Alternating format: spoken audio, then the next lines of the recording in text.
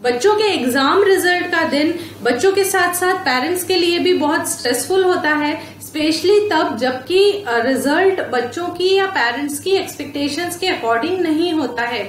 इस समय अपने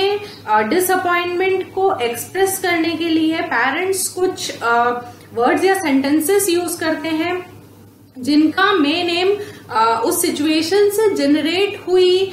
निराशा, दुख और गुस्से को प्रकट करना होता है, उसको एक्सप्रेस करना होता है। पर ये सभी वर्ड्स और सेंटेंसेस बच्चे के सेल्फ एस्टीम को नुकसान पहुंचाते हैं, उसको हर्ट करते हैं और आपको कोई बेनिफिट नहीं दे पाते या उसके कारण कोई बच्चे का इम्प्रूवमेंट नहीं हो रहा है। आपको कैसा लगेगा अगर बच्चा आपसे ये कहे कि आप जिस पोस्ट पर हैं उस पोस्ट से सीनियर पोजीशन पर आपको होना चाहिए था, या मेरे फ्रेंड के पापा सीनियर पोस्ट पर हैं और आप इस पोस्ट पर क्यों हैं, या उनका घर हमसे बड़ा है, हमने ये कार क्यों ली है, हमें और ज्यादा अच्छी कार लेनी चाहिए थी।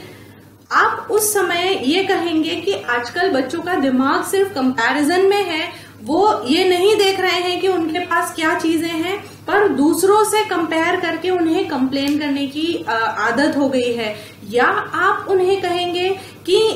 मैं इस पोजीशन तक पहुंचा हूं तो मैंने इतनी मेहनत की और इस पोजीशन पर पहुंचा, वो जो है उन्होंने कोई एक्स्ट्रा रिसोर्सेज यूज किए हैं या कोई बेनिफिट उन्हें मिले अपनी अपब्रिंगिंग के लिए। तो इस तरह की कई चीजें देकर आप बच्चे को समझाने की कोशिश करेंगे। पर क्या होता है जब आप खुद उसका कंपैरिजन करते हैं अपने किसी रिलेटिव के बच्चे से या किसी पड़ोसी के बच्चे से और ये कहते हैं कि एक तुम्हारा रिजल्ट देखो कैसे मार्क्स लेकर आए हैं और एक शर्मा जी की बेटी को देखो या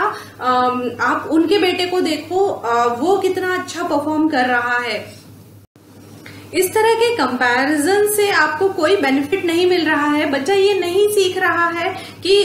वो अपने एकेडमिक में कैसे इम्प्रूवमेंट ला सकता है, कैसे अच्छे मार्क्स ले सकता है या उसे आगे बढ़ने के लिए क्या करना चाहिए, बल्कि वो ये इस समय सोचता है कि पेरेंट्स को मेरी वैल्यू नहीं है या मैंने कितने एफर्ट्स किए हैं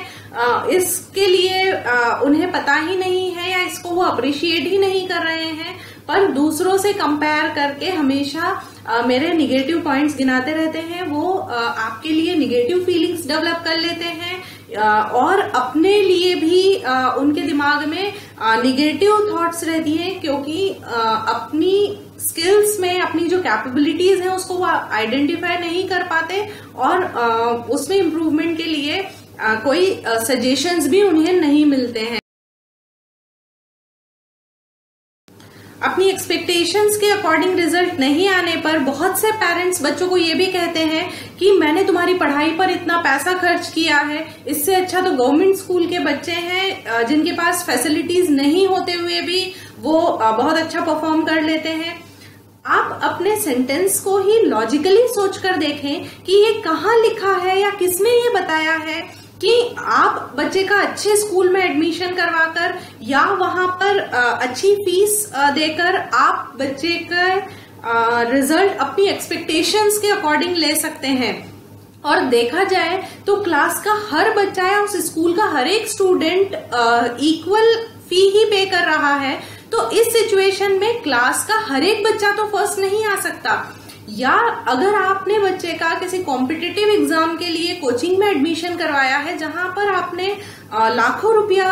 उसकी फीस पर और दूसरे एक्सपेंसेस पर खर्च किया है, तो उस खर्च करने के पहले क्या आपने ये कंसीडर किया कि आपके बच्चे की एक्चुअल पोटेंशियल्स किन चीजों में है, उसका इंटरेस्ट किस चीज में है, और मैं कोई भी डिसीजन लेने के पहले बच्चे से डिस्कस करूं या मैं और अल्टरनेटिव वेज ढूंढकर और फिर कोई डिसीजन लूं। तो जब आप दूसरों को देखकर या अपने किसी पूर्वाग्रह के कारण किसी फील्ड में जाने के लिए बच्चे से कहते हैं बिना उसके इंटरेस्ट को जाने और बिना उसके पोटेंशियल्स को पहचाने, तो जो आउटकम है उसके लिए आप बच्चे को दोष नहीं दे सकते हैं। ये आपकी चॉइस थी जिसके कारण बच्चा उस जगह पर है या उस फील्ड में है। फेमस साइंटिस्ट एल्बर्ट आइंस्टाइन ने कहा था कि हर कोई जीनियस होता है, पर अगर आप किसी फिश को उसकी पेड़ पर चढ़ने की एबिलिटी से जज करेंगे तो पूरी जिंदगी वो फिश यही सोचती रहेगी कि वो स्टूपिड है।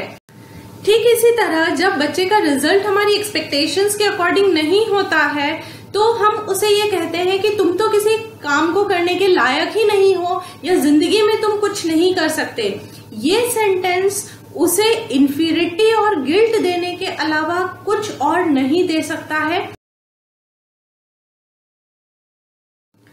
बहुत सारे पेरेंट्स अपने बच्चों से कहते हैं कि अगर फेल हो जाओ तो मुझे शक्ल मत दिखाना, या अगर अच्छा रिजल्ट नहीं आया है तो मेरे सामने मत आना। इस तरह के सेंटेंसेस को बोलने के पीछे आपका इंटेंशन सिर्फ अपने दुख या गुस्से को प्रकट करना होता है। आप खुद भी इस बात को अच्छी तरह से जानते हैं कि कोई पेरेंट अपने बच्चे का बुरा नहीं चाहता है और कोई ऐसा नहीं चाहता है कि उनका बच्चा कोई गलत कदम उठाए।